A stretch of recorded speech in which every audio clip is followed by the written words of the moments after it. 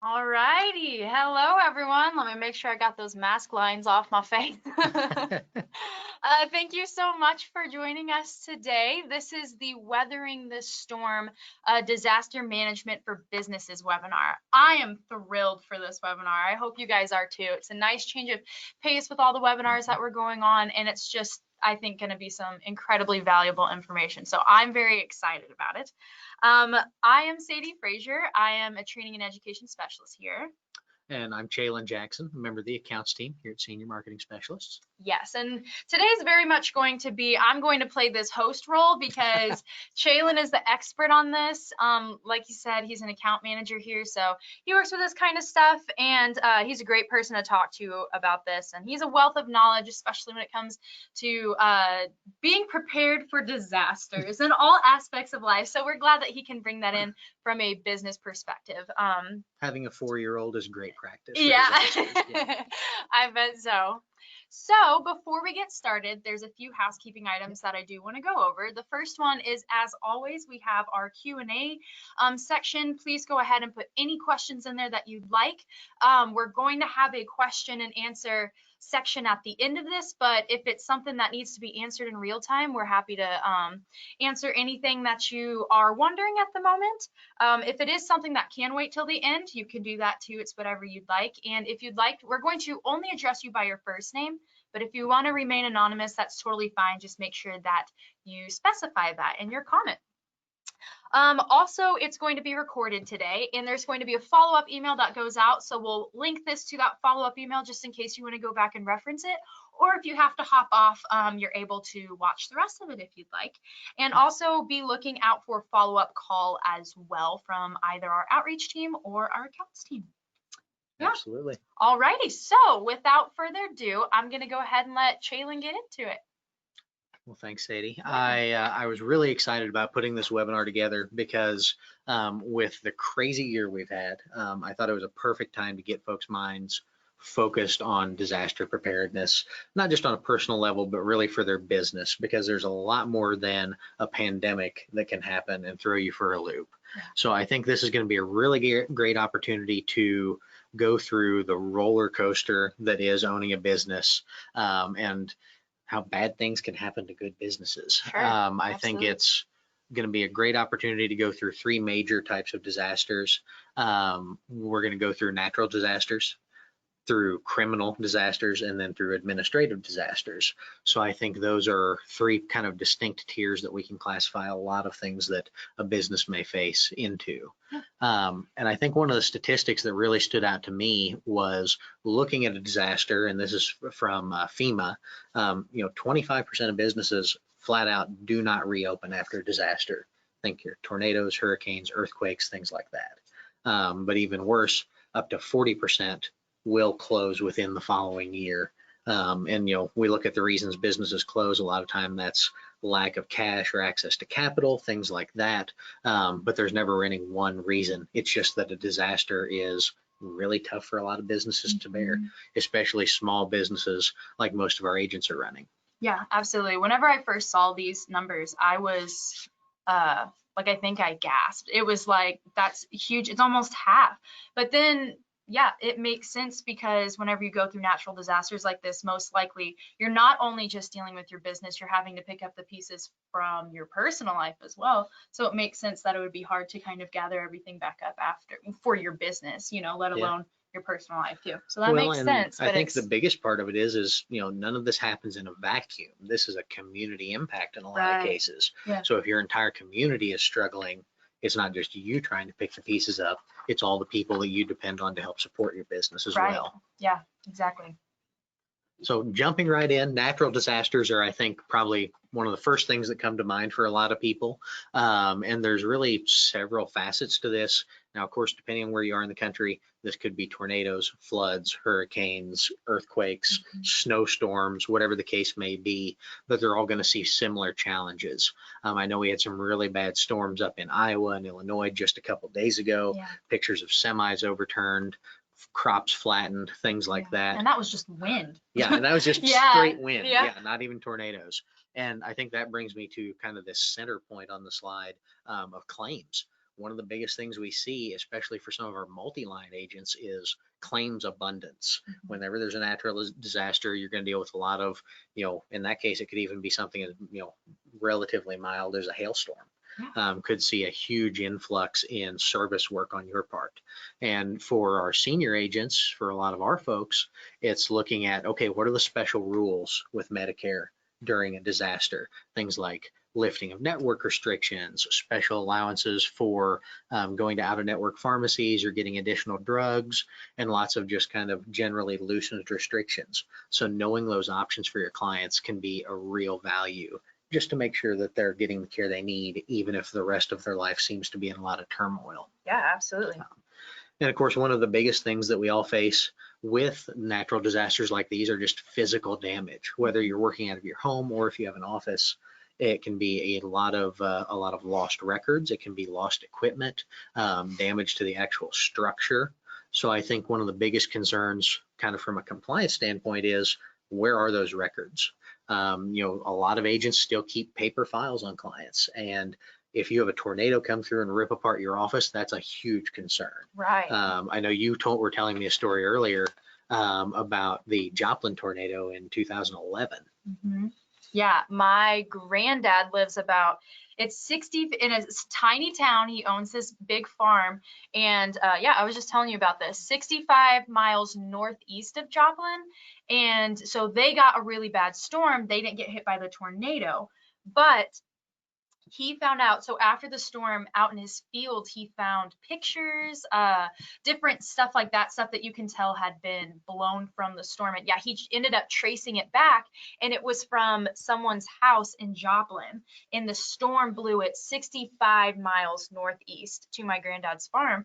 So I was just thinking, what if this was someone's information from a business? What if it ended up in the wrong person's hands?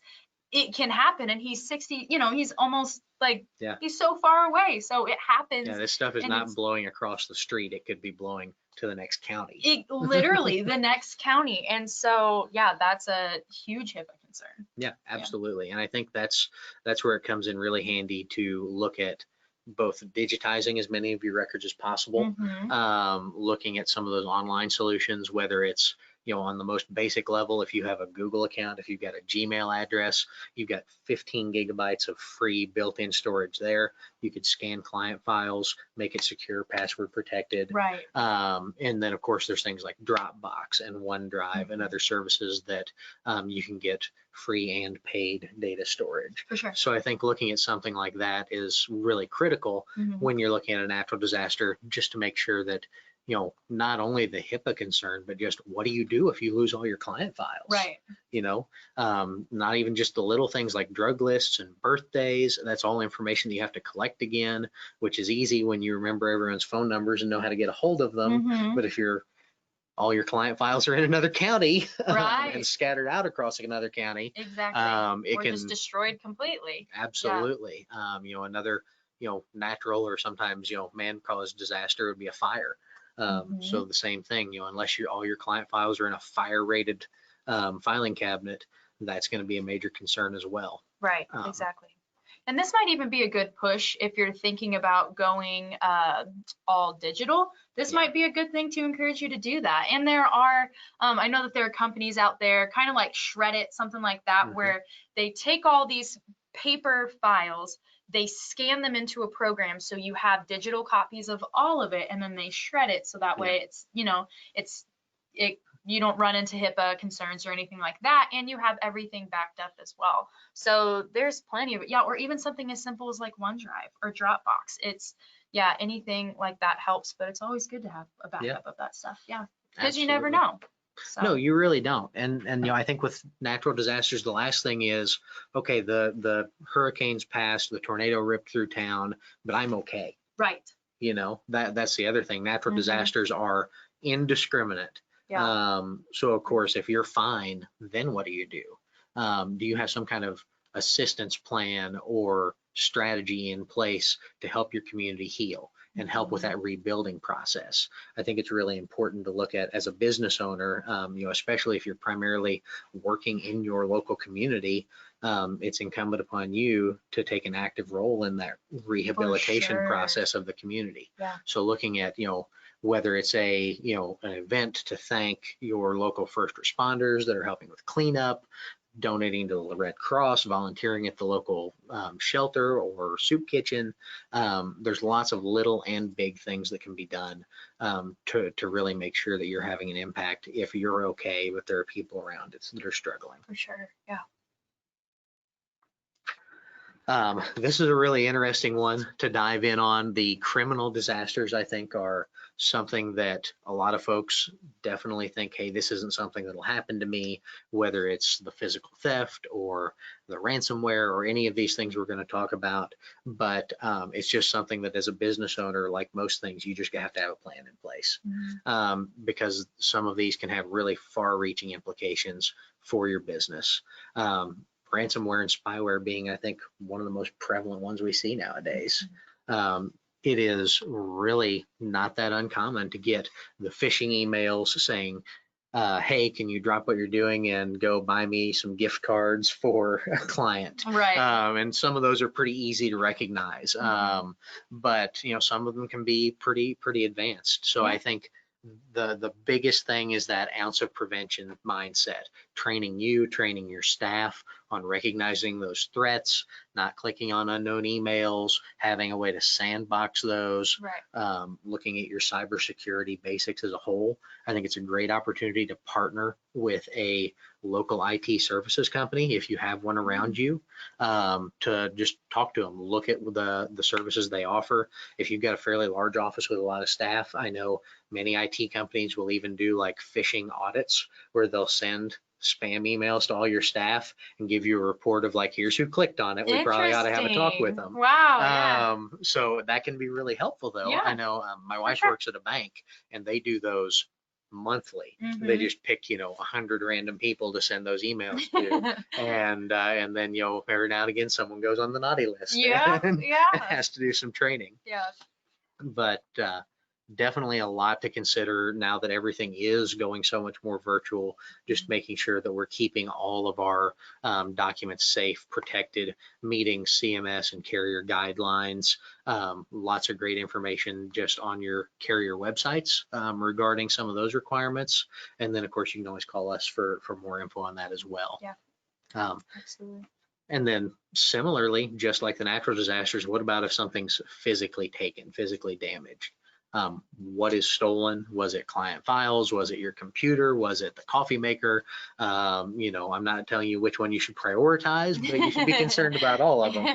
And I think a lot of times, insurance agents, and I'm going to get into this a little bit later, we get our errors and omissions, and we kind of think that's good enough for a lot of things. But one thing that undoubtedly errors and omissions will not cover is your stuff. So if you have an office, if you have fixtures, you're definitely going to want to look at what are some of these other types of coverage that I may want to make sure that I can actually get those things replaced if they are stolen. And I'll talk a little bit more in depth on that at the end. But the next thing being employees and contractors. So a lot of us have admin staff. A lot of us may hire out an intern or someone like that to work with us just to do administrative tasks, or even things like if you have an office and you hire someone to clean the office, or if it's part of your rent with the building that you're in. It's definitely something to look at just to make sure that any of your employees, that you have an actual written employee handbook. I think one of the easiest ways to lose if something goes wrong is for someone to be able to say, you never told me, and you not to be able to back it up. So you want to clearly delineate what's okay, what's not okay, what the standards are. And an employee handbook is a great way to do that. And I know that it's an upfront expense that a lot of people don't want to bear, but just spend the money, folks. Sit down with your attorney, put the handbook together, do it once, and you'll be set. So I think that's something that's going to be pennies well spent and dollars well saved, for sure. And one last thing that I have mentioned there is the OIG excluded list, which is something a lot of people don't think about. The Office of Inspector General keeps a list called the excluded persons list that anyone with staff should be checking against that list on a monthly basis to make sure that their employees are not on that excluded persons list and not permitted to be in the industry. That's something that we get periodic questions about. It a lot of times it only ever comes up if you get audited, and that's a little too late to find out, unfortunately. So it's a pretty complex topic. So call if you have questions, but it is something that everyone ought to be looking at. Yeah, for sure. And a lot of this really falls back into those HIPAA requirements that we talked about earlier, what those costs are, what the impact is to your agency if you do have a data breach of some kind or client files stolen. It can be extremely expensive. Like I mentioned, your E&O may not cover that if it's a data breach. In a lot of cases, your errors and omissions is only covering your professional acts, not a data breach. Right. So it can definitely be something that you would have no coverage for. And even if your E&O does have some coverage for that type of thing, in a lot of cases, it's only going to cover legal costs, not the costs of required reporting.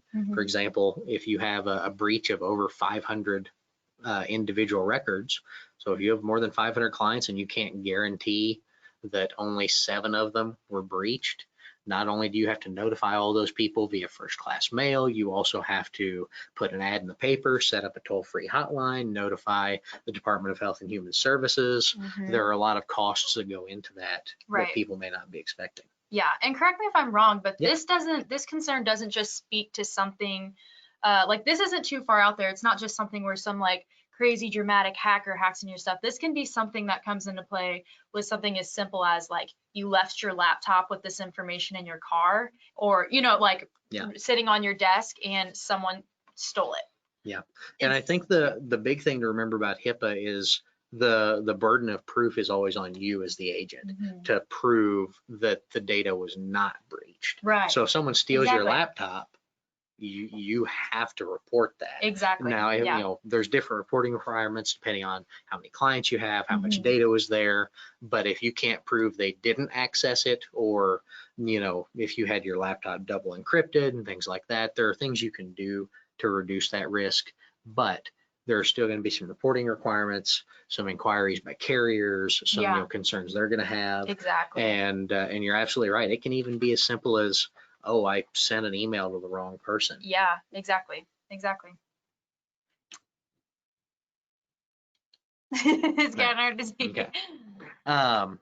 This last one is something that I think if you're in business long enough, especially if you own an agency, you have probably faced one of these things, and just some of these administrative disasters. And I think disaster may seem a little severe for some of these things, but I know that we've had folks have admin staff or even agents quit on the first day of AEP.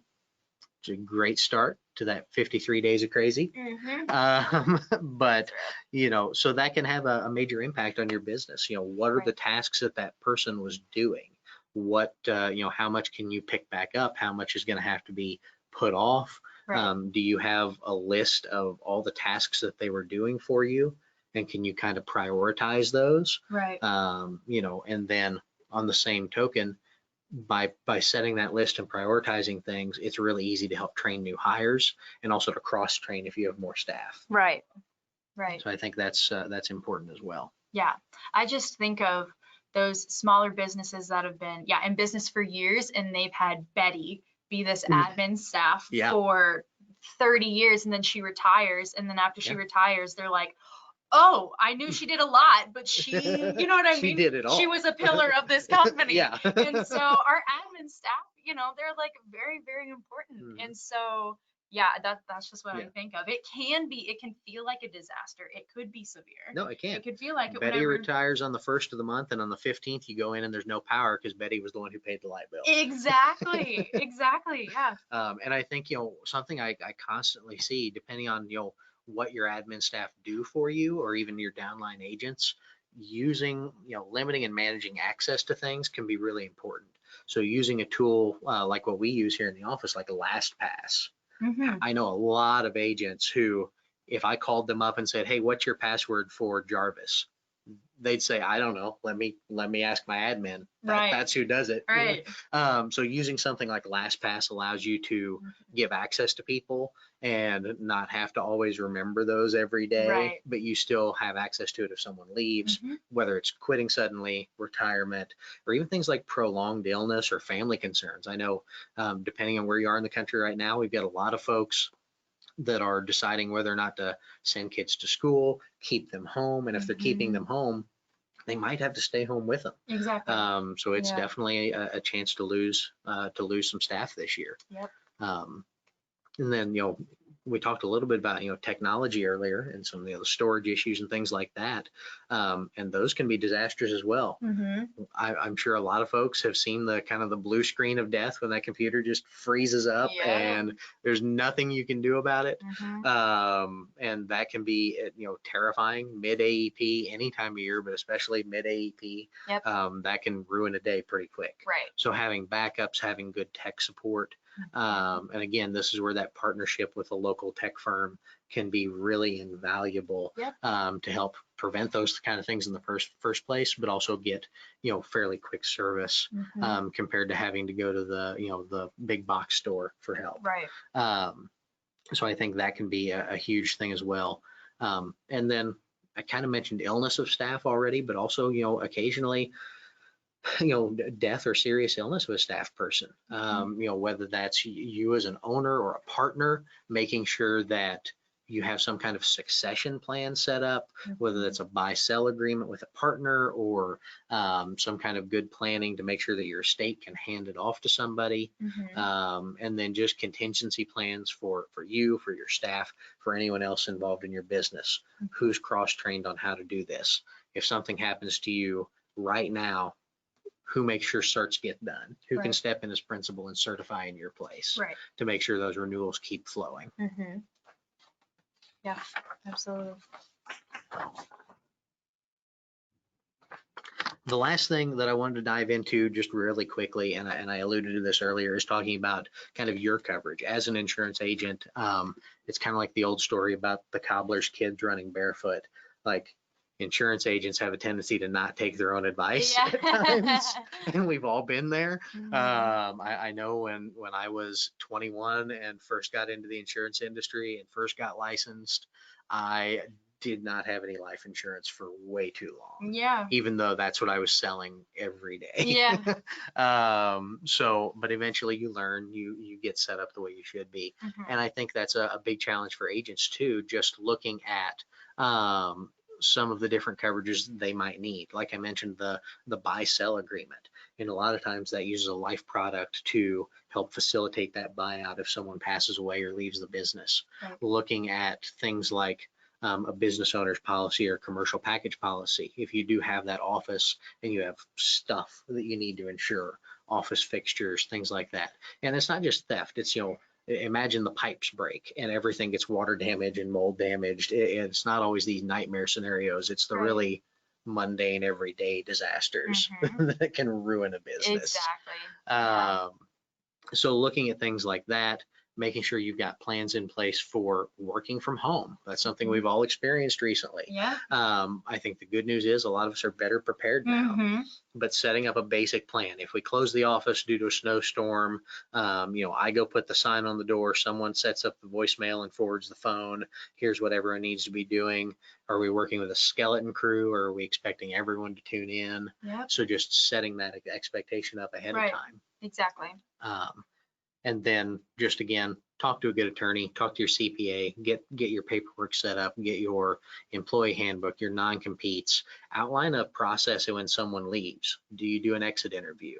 How do you handle their last check? Make sure things are up to date, things like that. A lot of the really mundane everyday stuff is what will ruin a business more times than not. Absolutely. Yeah. And that is pretty much it. I wanted to share just a couple quick resources: FEMA.gov, Ready.gov, the Small Business Administration, as long as, like I said several times, local tech services, IT companies can be great resources. We'll have a few more in the follow-up email. But again, Sadie, thanks for being with me. We've got, if we have any questions, please pop them in there. otherwise, like we said, we'll be reaching out to follow up and answer anything that you come up with in the meantime. Yeah. While we're waiting for you guys to ask any questions that you have, one, I did not check out all these websites, but I did go to ready.gov, and it's a very interesting website. I was like, Super cool. wow, this is like, it's .gov, so it's a government website. And I went to it, and it's just like, I mean, my favorite game growing up. I am a fear-based person. So this kind of stuff, I'm just like, tell me everything. My favorite game growing up was Worst Case Scenario, if that tells you the kind of kid that I was. So, so going to ready.gov was just like, wow, they have so much stuff on here. They just be prepared. So there's resources, this is one of those, it's cliche, but you never think it's going to happen to you sort of thing. But this is life. So having something like ready.gov, watching webinars like this, if you have any questions about any specific circumstances or anything like that, you can always reach out and you can talk to them about this for have sure. a chat. One of the things we're going to send out in the follow-up email is going to be my list of 7 specific scenarios that I think every business should have a disaster plan for. There's lots of things that may apply just to your business or you have a unique situation, but these are things that I think no matter where you are in the country, no matter what type of business you run, these should be on your list of things to plan for. So I hope you find that super useful. And one thing we did not really touch on is sharing this info with your clients. Ready.gov has a lot of business information on it, but it's really a consumer citizen facing website. It's about setting up that 72-hour food, water, flashlight kit for if there is a tornado or a power outage. It has tips on how to set up an evacuation plan if your house catches on fire, things like that. So these are all things that you can share with clients as well, especially in the cybersecurity realm. If you're working with seniors, man, find that local tech firm, partner with them to put on a seminar for your clients about staying safe online. What a great client retention event. Yeah, absolutely. With stuff like that, it's not as obvious that there is a threat the way that like natural disasters are, even like administrative, because it doesn't always feel like it's direct. And especially if you're not as tech savvy, it can be hard to spot like issues and stuff that are going on unless it's very obvious, like you got a virus and now your computer won't turn on, like that kind of stuff. But there can be some fishy stuff going on that can easily go over your head. So it's always nice to have that stuff in place, and partnering with IT companies and having softwares installed on your computer to check that kind of stuff so that way you don't have to. Yeah, absolutely. Well, it doesn't look like we have any questions. If you do have any questions, you are totally free to reach out to us at 800-689-2800, one more zero. And then you can always email accounts@smsteam.net as well. We'd be happy to answer any questions that you have for any scenario. Can't have a stupid question. There's lots of crazy stuff that can happen. So Chaylin and the rest of the accounts team members would absolutely love to talk to you. Send me your 1% problems, the things you think will never happen. We'll come up with a plan. Yep, absolutely. Absolutely. So if we don't have any other questions, thank you all so much for joining us. We'll let you get back to your day. Thank you. Thank you.